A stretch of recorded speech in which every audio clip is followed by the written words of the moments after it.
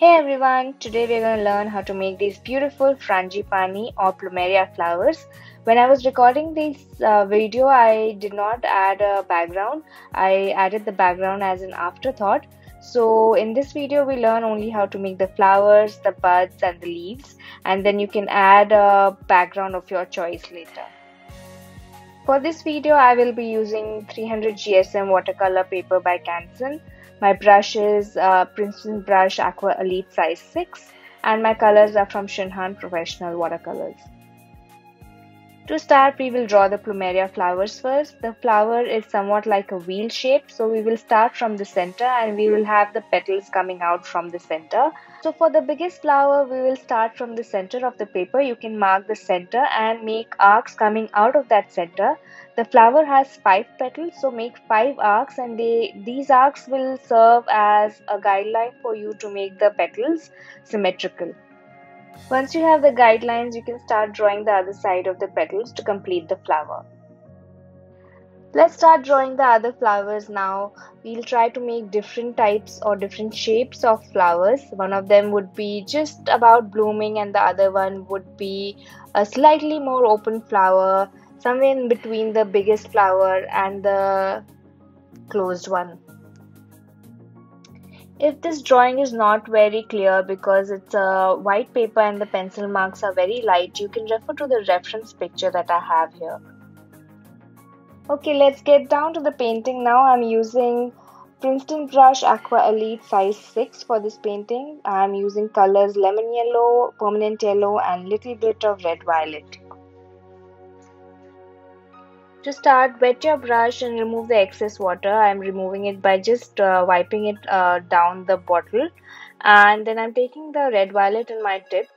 Now if you look closely, I will just press the tip on the tip of the petal and I will press the belly to get that little blendy effect. Then use the brush to wipe the brush first and then use the same brush to spread the watery pink color on the rest of the petal, so the petal is now wet.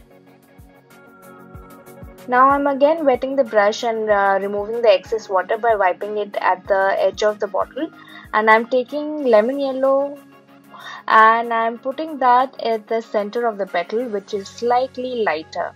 So now what we want to do is make the lightest shade for the petal, and then we can add more detail and layers later. I'm just adding some darker values of the red violet and then also a little bit of darker value for the yellow. This time I'm using permanent yellow to add some more value to the petal. Repeat this process for the next petal. We will take the pink for the tip and then we will take a little bit of lemon yellow for the center of the petal, and to add darker values we will add permanent yellow. To make the shadow or the turn of the petal where the petal is behind the other petal, you will use the red violet to make that area slightly darker. So now I'm using red violet and I'm putting it in the center of the petal where the edge is overlapping with the other petal. Now continue making the petals for the rest of the flower. It's the same process where you want to put the red violet at a overlapping of the petals, and the rest of the petal will be a nice blend of red violet and permanent yellow and lemon yellow. Don't make the petals too dark yet. We want the petals to be light so that we can add more details later with a darker value. That way you get the nice streak of light on the edge of the petal that is a very typical frangipani petal look. So right now just make sure you put a very light value of the colors. Now for the next flower, we will wet the brush and remove the excess water, and then I'll take red violet at the tip of my brush and I'll make the edge of the petal. This flower is slightly darker than the previous flower, so you might see a darker value of the red violet added. This is only at the edge of this petal. Now continue this process of adding red, violet and painting the rest of the petals. You can use the permanent yellow and lemon yellow to add the details. Even in this flower, the petals which are behind the other petals will have the red violet at the edge to mark the shadow of the overlapping petal.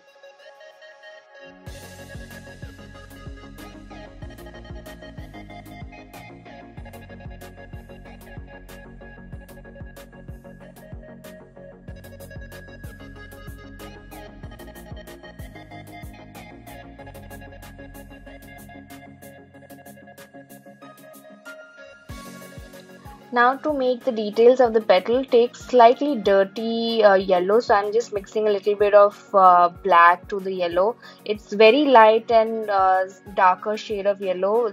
It's like a dirty water that you're using to add the streak to the petal, which is very unique to Frangipani. So if you see, I'm just making the petal turn like this with the tip of the brush having that dirty color on it, and I'm just putting the tip or the a little away from the edge and pressing the brush to get that nice turn or the streak of the petal. Just add some more color to make it a little more detailed, and then you can repeat this process for the rest of the flower for all the petals, including the smaller flowers.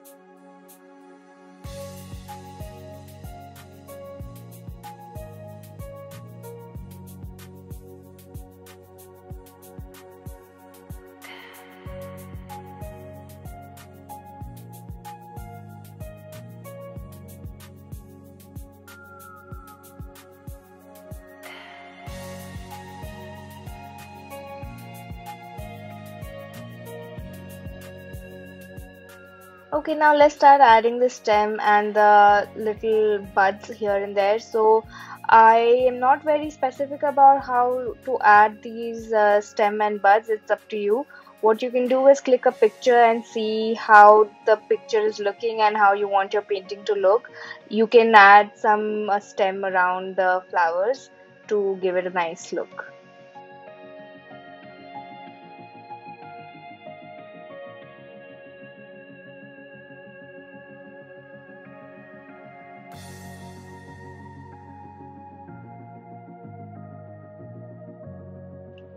Okay, I'm adding some details to the stem because it was looking very plain and simple. So this is like the stem has sections. So I'm making a darker section and I'm using a little bit of Van Dyke brown to paint that section, and then I'm painting the other part of the stem, which is similar. So it kind of looks like a bone. So when you're painting, you can imagine you're painting these sections which are joined together like a bone. Add these details to all the bigger stems which are around the flower, and you can keep the smaller stems as it is.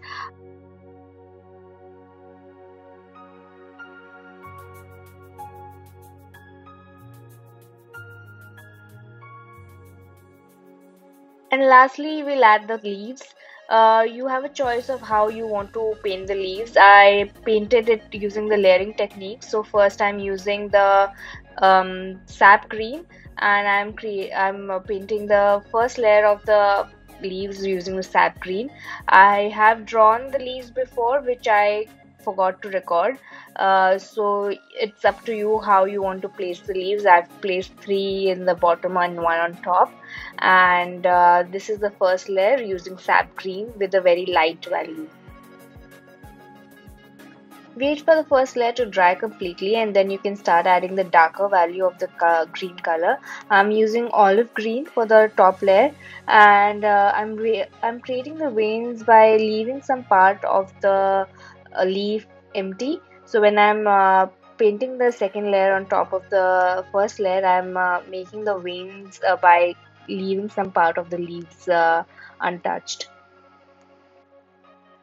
And we're done. I hope you enjoyed watching this video, and if you do try this painting on your own, tag me on Instagram at Petite Procrastinator. As an afterthought, I did add a background to my painting. and I unfortunately don't have a video for this. So go ahead and add a background if you think you want to. I would love to see your different works and different backgrounds that you have.